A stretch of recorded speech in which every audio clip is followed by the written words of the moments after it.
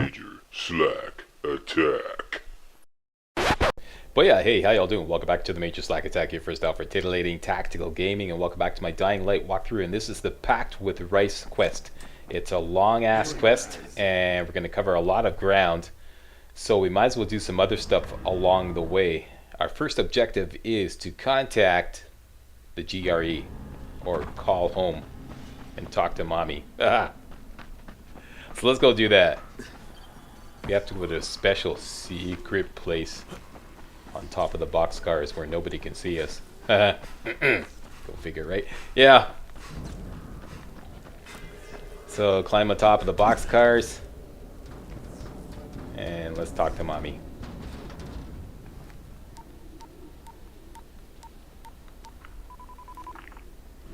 Crane. Report. Just met Rais. There's no question that's Suleiman. Guy's a psychopath. He's gone from ruthless politician to fucking warlord. Is he aware of your affiliation with us? No, he thinks I'm just a guy from the tower. In fact, he's making me jump through hoops before he'll give me any antizin. Acknowledged. Continue to do as he asks. Remember, we need that file. Great. Crane out. Alright, now the overall plan is to harvest some shrooms and unlock a couple of safe zones here. Let's just take a quick look on the map here. Okay, so there's the safe zones. There's our final objective, which is to find the first antenna.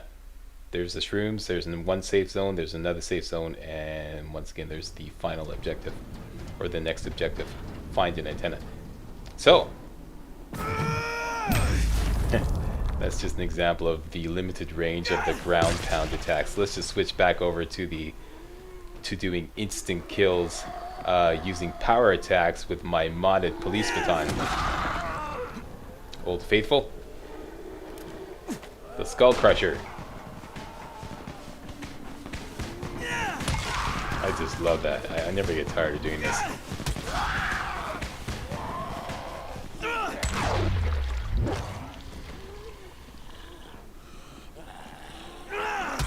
You may be wondering why I'm not using the flammable liquid blueprint the same way I use the conducting liquid. It's pretty good, except the only thing is you end up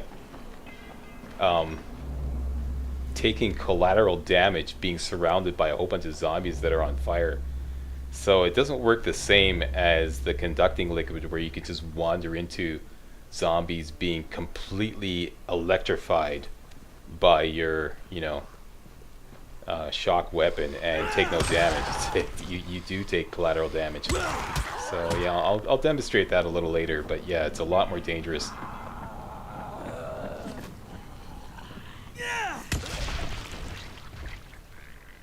And besides, flammable liquid? Flammable liquid? I don't need no stinking flammable liquid. I'm one-shotting these suckers. Yeah, I never get tired of that. As long as you score a headshot and a power attack, modded police baton, instant kill. Okay, so I'm grabbing up some shrooms here, boss. Shrooms, fluorescent shrooms rather, are good for making night vision boosters. Okay, that's one of the ingredients for the recipe. Common herbs plus fluorescent shrooms equals night vision boosters. And I'm going to go exploring here a little bit. Sorry about this. I just kind of got, caught up in the immersion of the game. So, yeah, this isn't part of the walkthrough. I just decided to take a look in here. And Cream's going to contact us in a moment. Hey, Al Capone, you ready to do this? What exactly am I doing? Radio communication has been pretty spotty in the quarantine.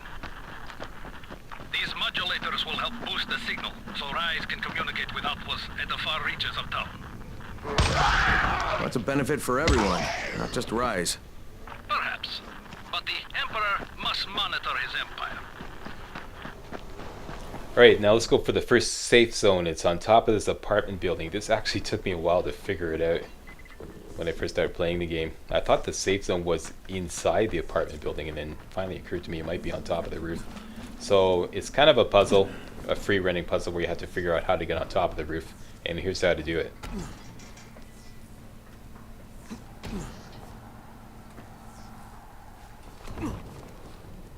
Open these balconies here. Jump across here. Jump across there. And climb the ladder, and then I'll take you to the roof.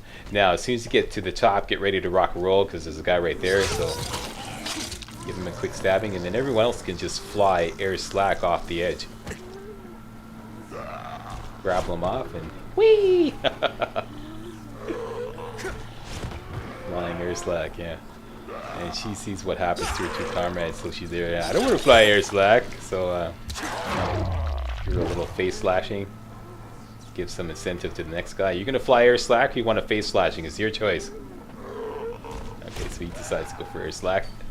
And that's that. He's going to take care of all those guys. A couple more guys here. Here, Mr. Fumblefingers tried to do a leg breaker and completely screwed it up. So now I'll do a drop and flop. Give the guy a nice ass stabbing.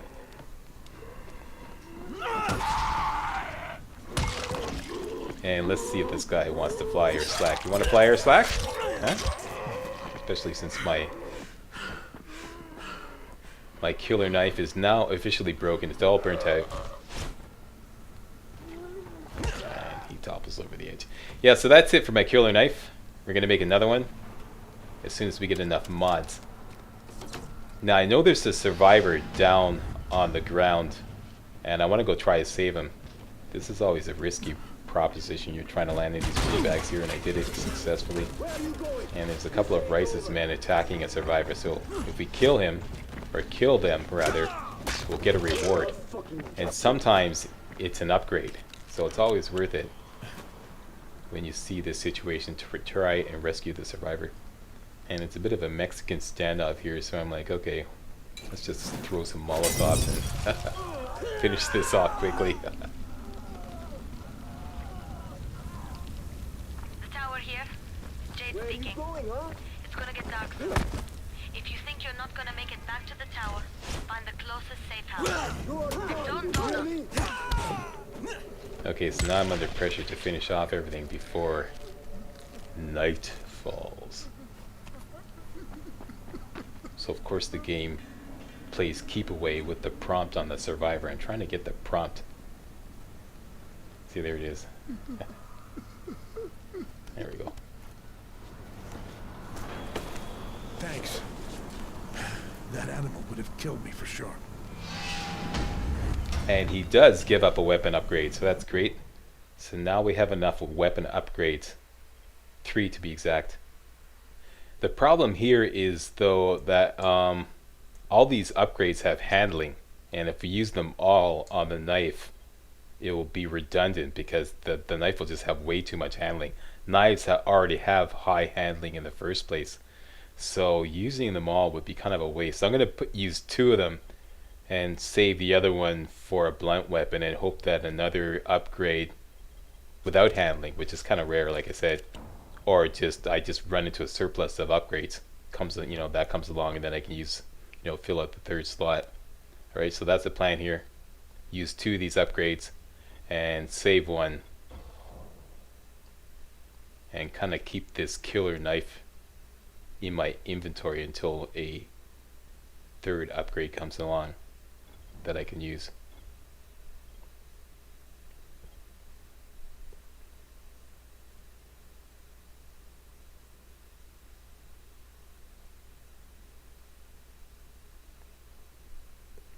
See, this will bump up my handling to a ridiculous 167, so it's like don't need any more handling. So save the night upgrade for a blunt weapon.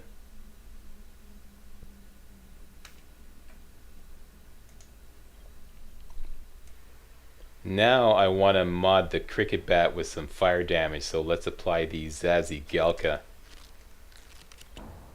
blueprint to it. No upgrades because I don't think it's worth it. Cricket bats are not one of my favorite weapons, although they can be used in certain situations to really good effect, and I'll show you about that a little later. So that's it. We got a couple of new modded weapons, and I want to loot all these guys, but my inventory is full, so I have to go through the tedious process of dismantling weapons just to kind of make space in my inventory.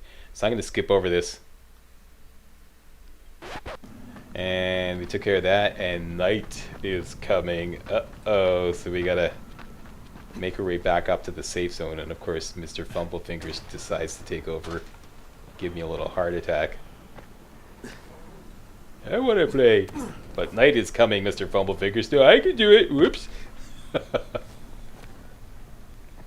Night is coming, Mr. Fumblefingers. Don't fall in the hole again. Okay, there we go. Okay.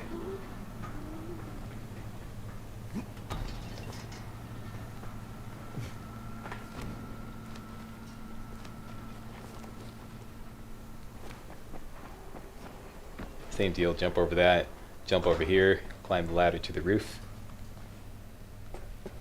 and we're in the safe zone.